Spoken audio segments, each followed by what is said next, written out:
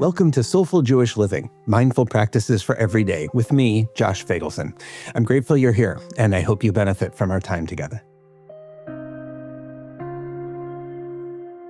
My wife and I spent our honeymoon in Italy, the Amalfi Coast, then Florence, and finally on to Venice, one of the most romantic cities in the world. The canals, the bridges, the gondolas, the pigeons. It was everything we imagined. And yet, I remember at one point standing on a bridge looking down as another couple, maybe on their own honeymoon, were riding in one of those romantic gondolas. And the husband was watching his camera as he recorded the whole thing. Like the dude was missing the actual experience so that he could record it and, watch it later?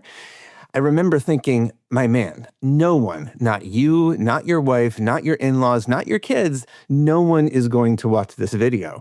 And in the meantime, you're not actually present for this beautiful memory in the making. Oy, it still pains me to think of it.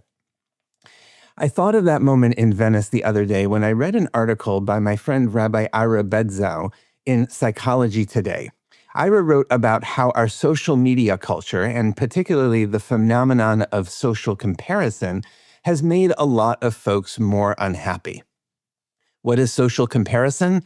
It's the way we judge ourselves against the standard of what we see on social media, a carefully curated version of life that our online friends show us, rather than the messier, more complicated version of life that's actually going on. But Ira points out that there's even more to it. Here's how he puts it. Quote, we're searching for moments to share with our online friends rather than sharing life's moments with our IRL friends.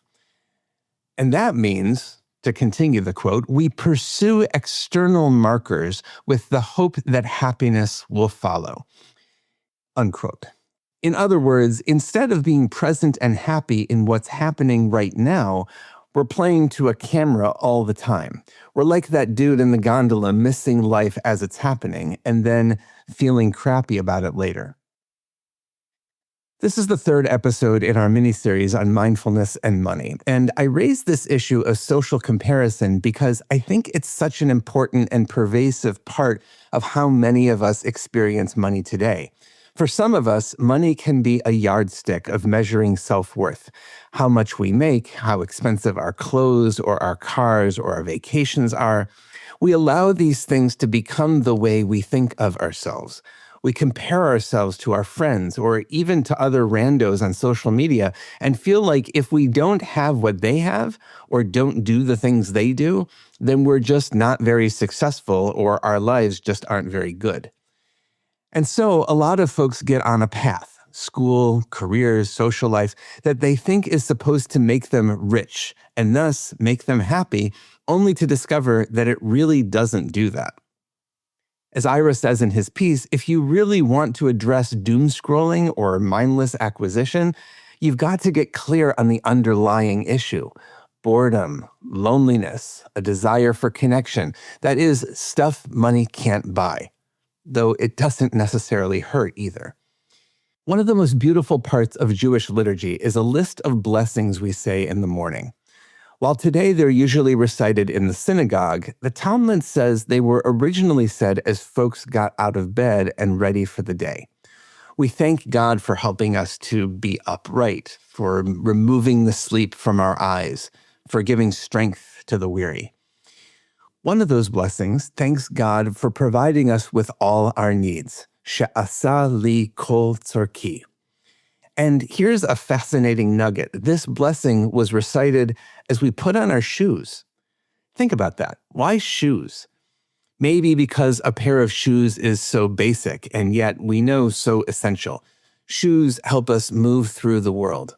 To say this blessing is to acknowledge that at this very moment, I have the footing I need to take the next step in my own life, and not the life of the person in the gondola next to me.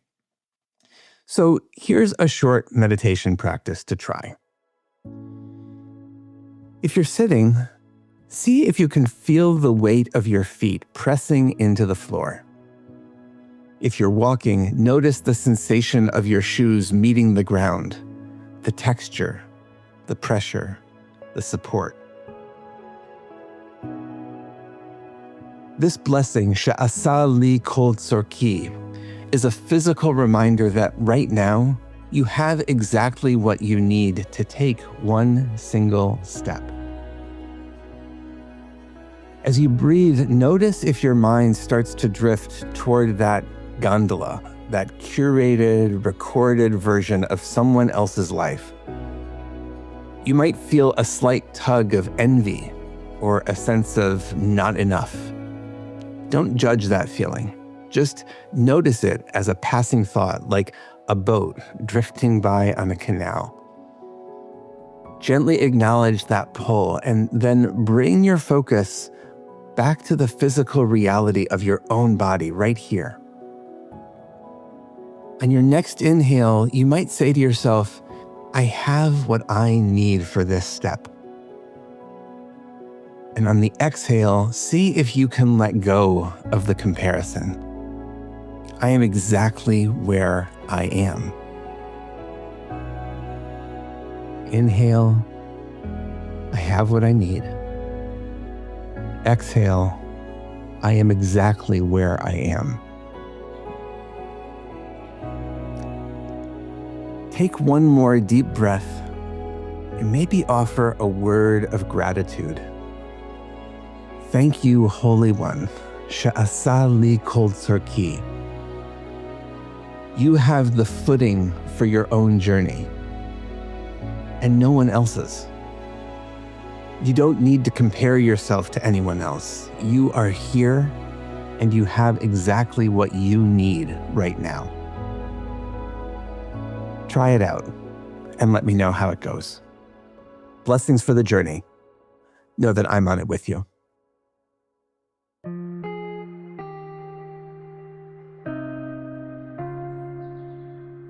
Thank you for joining us for Soulful Jewish Living, Mindful Practices for Every Day, a production of Unpacked, a brand of Open Door Media, and the Institute for Jewish Spirituality.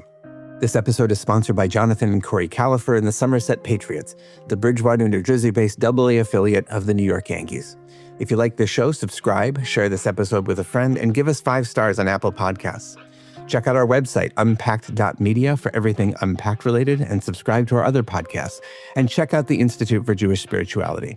Most importantly, be in touch about what you heard today, what you'd like to hear more about, or to dedicate an episode. Write to me at josh@unpacked.media. This episode was hosted by me, Rabbi Josh Fagelson. Audio was edited by Rob Pera, and were produced by Rivki Stern. Thanks for joining us.